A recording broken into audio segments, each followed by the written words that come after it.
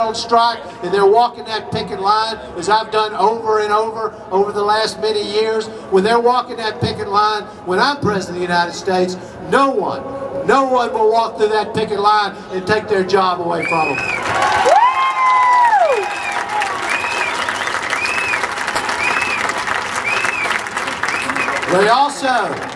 We also need to make it easier for kids to go to college, not harder for kids to go to college. Here's my idea. It's called College for Everyone, where we say to any young person who's willing to work 10 hours a week when they're in college, America will pay for your tuition and books at a state university or a community college. We need to make it simpler. This can be paid for by getting rid of the big banks as the intermediaries. The student loan process, they make $4 or $5 billion a year. That money should not be going to the profits of big banks. It should be going to sending kids to college in America.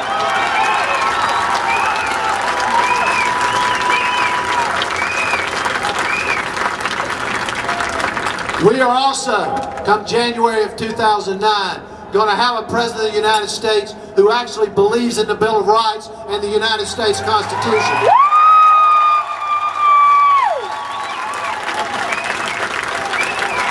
I will. Edward! He's smiling. He's too good.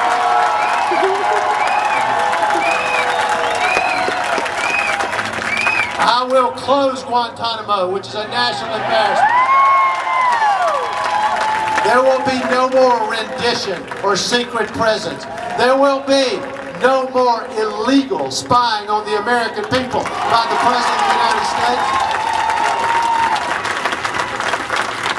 And all those people in America who want to have a debate about what kind of torture is permissible, we have an answer to that. No torture is permissible in the United States of America or by the United States of America.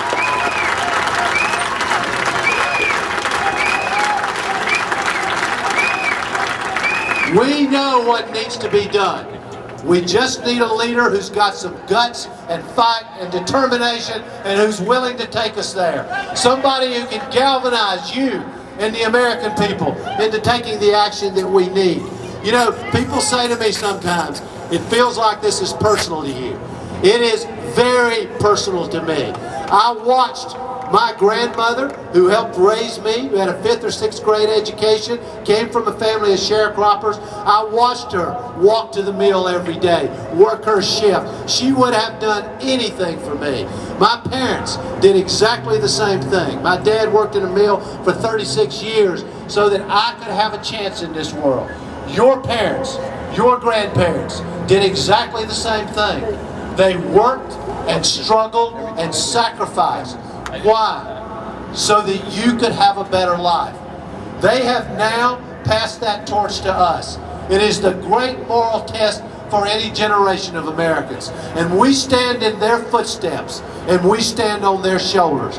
And I look at the America that we all love so much, and this is what I see. I see a country where last year ExxonMobil made $40 billion. $40 billion in 1 year.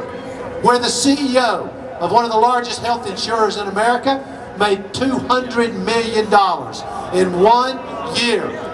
And you take that picture of America and you put it side by side with this picture. Tonight, 47 million Americans will go to bed knowing if their child gets sick, they're going to have to go to the emergency room and beg for health care. Tomorrow, a woman will do a self-exam in this country and determine that, just like my wife Elizabeth, that she has a lump and she has breast cancer. But unlike Elizabeth, some of these women will not have health care coverage. Every woman here today knows you can't get chemotherapy in the emergency room. So where are they supposed to go? What are they supposed to do? While the CEO of a health insurance company makes $200 million, tomorrow morning, 37 million of our own people will wake up literally worried about feeding and clothing their children. I was in a shelter a few weeks ago where they took in mothers, single mothers, who were homeless with children. Wonderful place. But I said, what do? Do you ever have to turn people away? They said just a few months ago they had to turn 70, 75 families away in 1 month. And I said, were they women? Yes. With kids? Yes. I said, so where did they go when you sent them away? Back to the street. Back to cars. Children living in cars and on the street in America. Last year, 35 million people, which is about the population of California, went hungry in America. In the richest nation on the planet, while ExxonMobil makes $40 billion. Tonight, 200,000 men and women who wore our uniform and served this country proudly, veterans, will go to sleep under bridges and on grates. Brothers and sisters, enough is enough. It is time for us to stand up. It is time for us to speak out. It is time for us to fight for this democracy.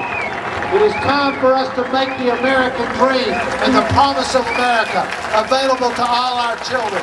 And what I'm asking you to do, listen, I know the reality. The reality is I am an underdog campaign running against $200 million campaigns with massive publicity, but this is where you come in. Because you can help us here in California to start a movement, a grassroots movement that spreads across this state, that spreads across America, a tidal wave of change that goes across this country with a force and a momentum that cannot be stopped. And when that tidal wave is finished, that you can ignite right here in California, when that tidal wave of change is finished, every one of us will be able to look our children in the eye and say, we did for you what our parents and grandparents did for us. We made absolutely certain that you would have a better life, and we left America better than we found it. God bless you all. Thank you for being here. Help us in California. We need you, all of you. Thank you.